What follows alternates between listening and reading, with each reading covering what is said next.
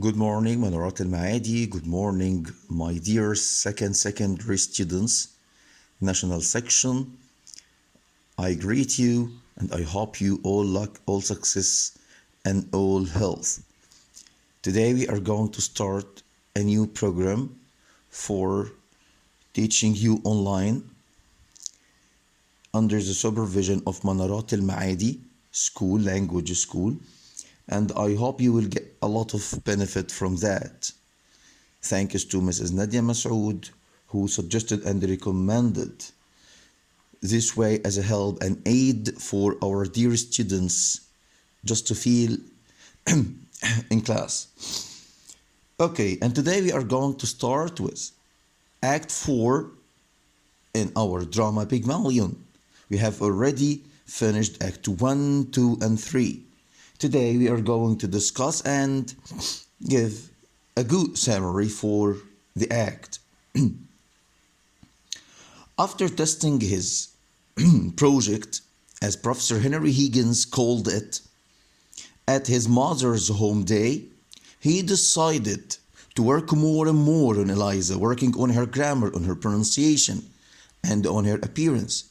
With the aid of Colonel Pickering and Mrs. Bierce, he was finally able to produce a duchess as he already challenged Colonel Pickering before. And now he decided to introduce his duchess or his new duchess to a larger society, a larger community. So he took Eliza to the ambassador's garden party, which he promised for Colonel Pickering to introduce Eliza in before or earlier in the story when they started their pet, or as we called Waja. Act 4 already begins sometime later and takes place in Higgins' laboratory living room. The scene opens on the night after there has earlier been a great success where Eliza was presented as a duchess at an ambassador's garden party. As was stipulated in the original wager between Higgins and Pickering, Eliza has been a smashing success. Thus, when the scene opens, Higgins and Colonel Pickering are celebrating their triumph or victory. By this time, the actual financial terms of the wager are insignificant, for Pickering has helped train Eliza and is sharing in the triumph. Even though he has lost the wager, he doesn't mind that. He was fascinated by the professor's great ability to change Eliza from just a poor flower girl into a duchess. Now, Eliza enters the scene. She is brilliantly dressed. She is really fantastic. But her expression is almost tragic. Immediately, Higgins began to look for his slippers at that time, which were not there, and he is so busy congratulating himself on his great success that he is unaware that Eliza has left the room and has returned with his slippers. To fetch Higgins' slippers is clearly another accepted aspect of her training. As Higgins and Pickering sit down and discuss the great triumph of the day, we hear that Eliza has been a great success, not only at the garden party but also at the dinner party and at the opera later. Higgins then admits that after the first few minutes, it became clear for him that he was going to easily win his wager or his bet with Colonel Pickering, and as a result, he was bored for the rest of the time. In contrast, Pickering rather enjoyed himself, especially the very professional manner in which Eliza carried the entire project or the entire task.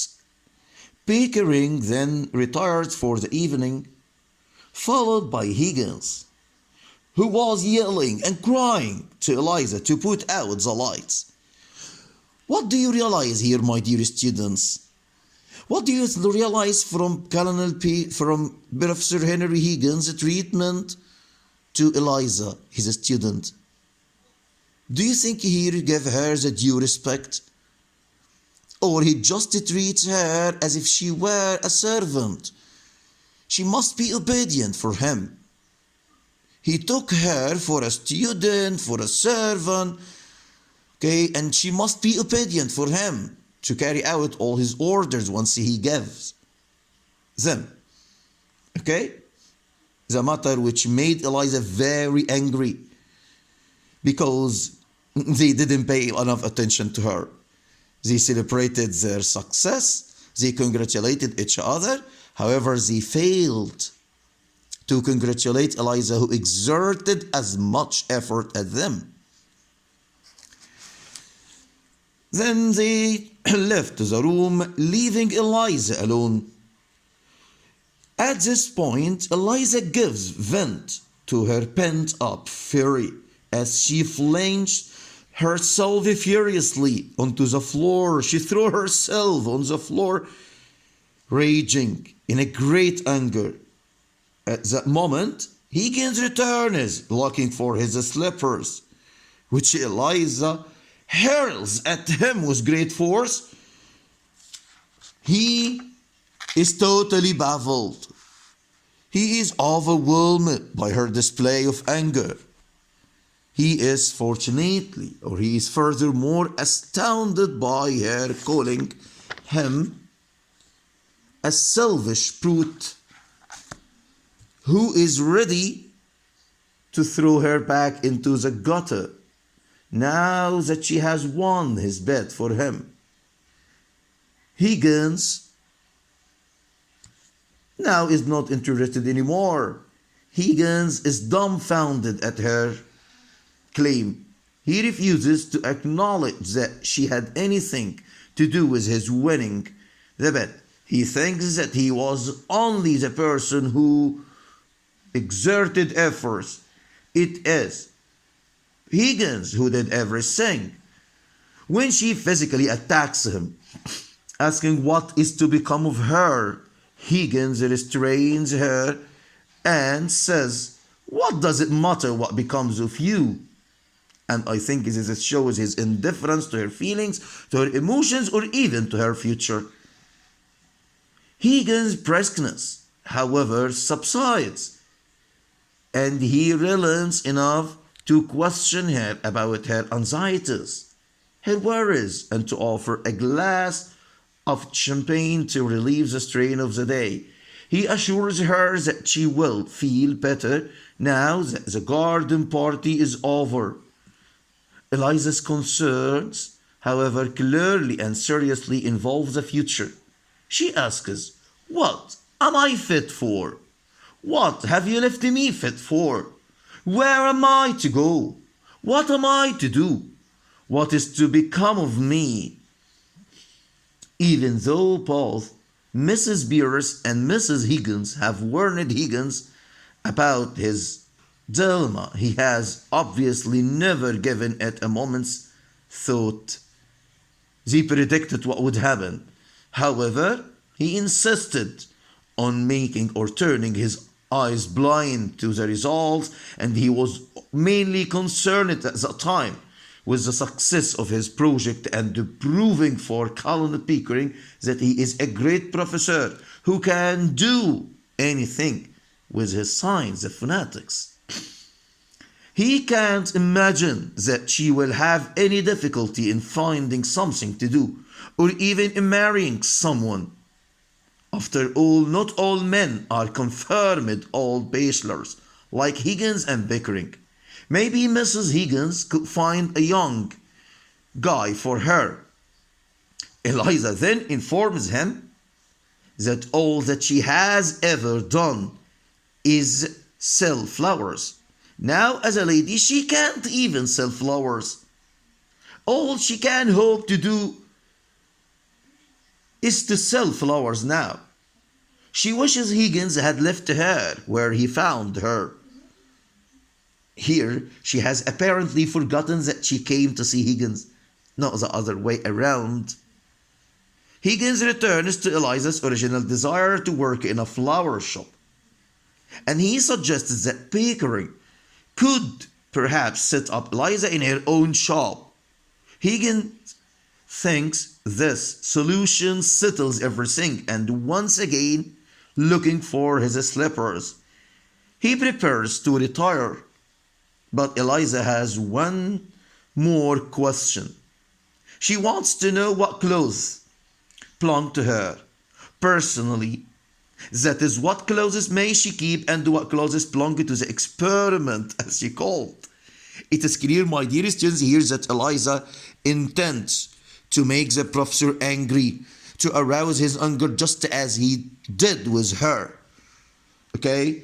By describing him as a careless person who only cares about his experiments and he doesn't care about people's emotions or feelings, she asked him, should I leave my clothes for the next girl, for your next experiment?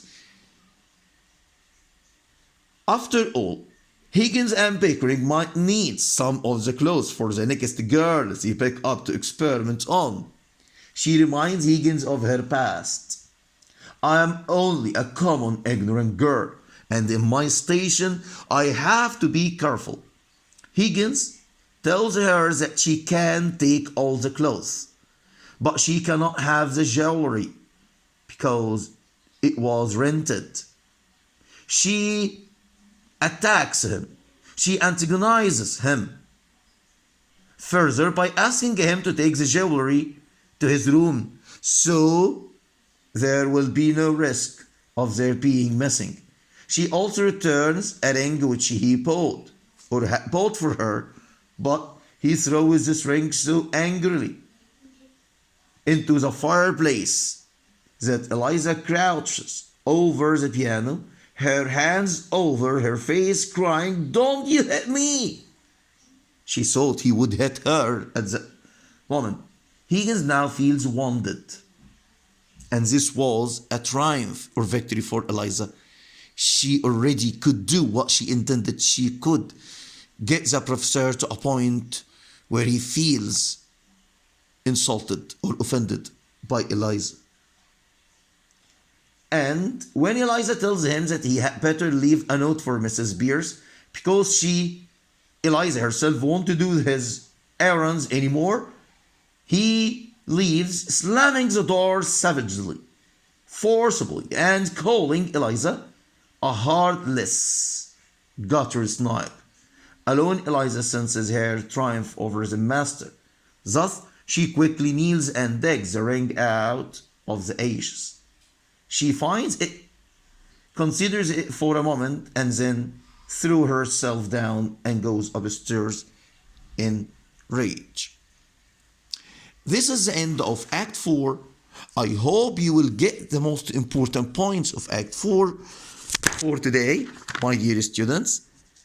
Okay, and now we are going to tackle the questions in another video for Act 4 from the booklet. Act 4. Okay, after reading questions. Okay, goodbye for now. And I hope you all luck.